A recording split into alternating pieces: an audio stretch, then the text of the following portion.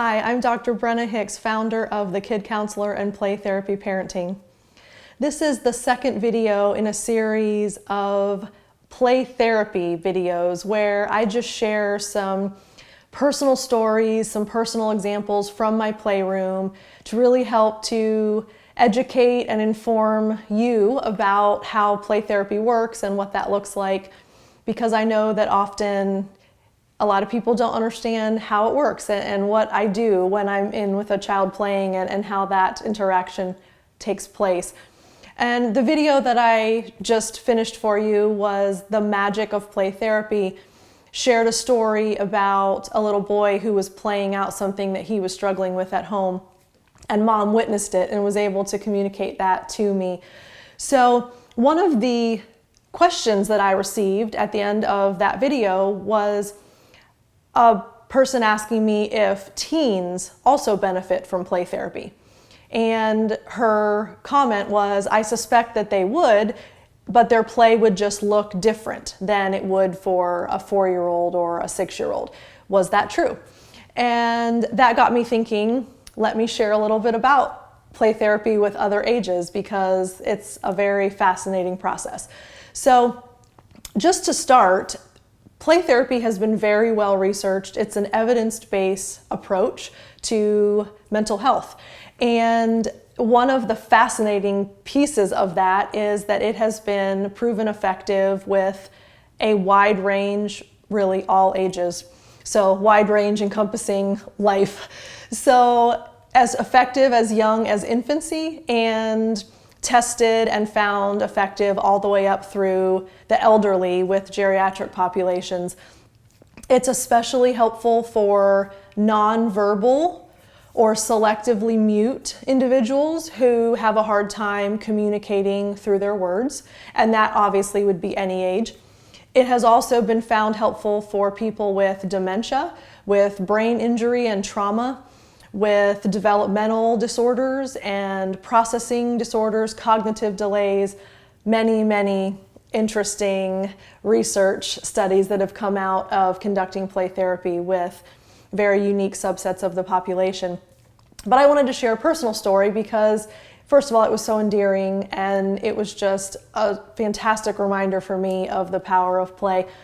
So I have thumb balls, and they are essentially, they look like soccer balls, but they have questions or comments, prompts, if you will, on every quilt of the soccer ball. I'm not a soccer player. I don't know what those little hexagon shaped things are, but whatever each of those little pieces of the soccer ball, there's a question or a prompt on each one of those.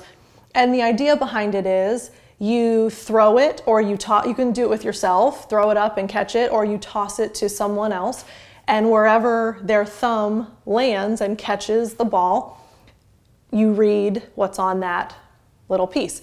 So I took one of them home, and as an aside, the Trainer's Warehouse offered me a thumb ball in a kit, and I just wanted to say thank you to them. One of my thumb balls came from the Trainer's Warehouse, and I very much appreciate being able to have that ball from them. So the amazing thing about it is it's a fun, easy activity, and it just allows conversation to come out of tossing a ball back and forth.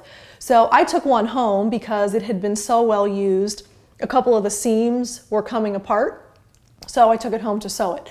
And we went to a family gathering at my parents' house, and I kind of on a whim thought that might be a fun interactive activity for all of us to do when we were at my parents' for a family gathering. If there was some downtime, maybe we could all toss the ball around. So threw it in the car, showed up, and thought maybe we would use it. What ended up happening is the rest of my family, they were all kind of doing different things in different parts of the house, and I think some were even outside. But we had 4 generations at this gathering. And my grandfather, who is 89 years old, he was sitting in one of the rooms, and I walked out and just sat down and started talking with him, and it just hit me, go get that thumb ball. So I went over and I said, hey Grandpa, you up for a little game? And we sat across from a very small table. It wasn't even a long toss, but maybe 3 or 4 feet. And I started tossing the ball to him and I said, whatever your thumb lands on, answer the question. And what you don't know is that he has mild dementia.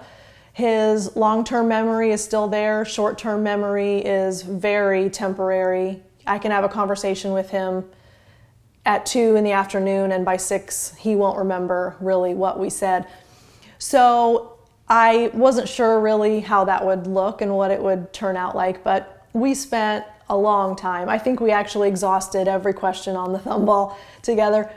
We spent such a long time just throwing that back and forth, and it was easy, it was fun, it was comfortable, and I had an almost 90-year-old man answering questions with me, tossing a ball back and forth, which is the magic of play therapy.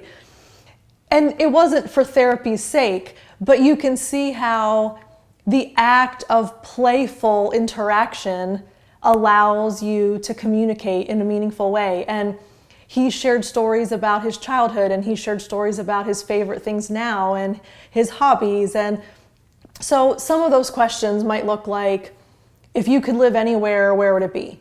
Or a beach you'd like to visit, your favorite cold weather activity, your top 3 cookies flavors, things like that. So I realized I hadn't really explained what those prompts might look like. So we spent a lot of time throwing that back and forth. And what it reminded me of is that play therapy meets people at their innate instinctual drive to communicate through play. That's how we're born, and we tend to lose it and we tend to migrate away from it as we get older and become adults, and we think that we have to be serious and we have to be responsible. But in the deepest depths of who we are, we love playing and we communicate through our play. And one of the things that I share in consultations is that there have been studies where they have wired the brain to monitor activity.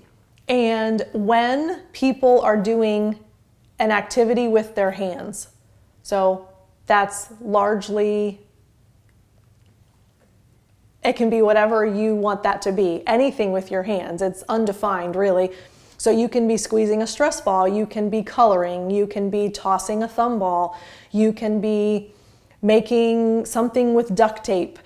It really doesn't matter. If you are doing anything with your hands, there is a chemical trigger that occurs in the brain where your inhibitions are reduced and you're able to have a conversation more freely and more openly than if you are just sitting still trying to talk face to face with someone.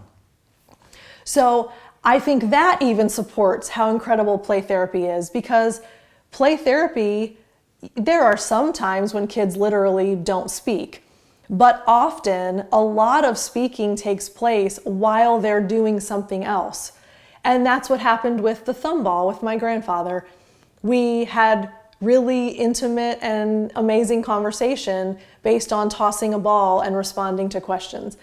So yes, play therapy transcends age, it transcends culture, it transcends language, transcends almost any category that you can think of, because we are designed as humans to want to play and to communicate in that way. So from infancy all the way up to octogenarians, as my grandfather happens to be, really an incredible way to communicate. So I hope that encourages you. Spend some playful interactions with someone that you love of any age, because it's not limited just to kids.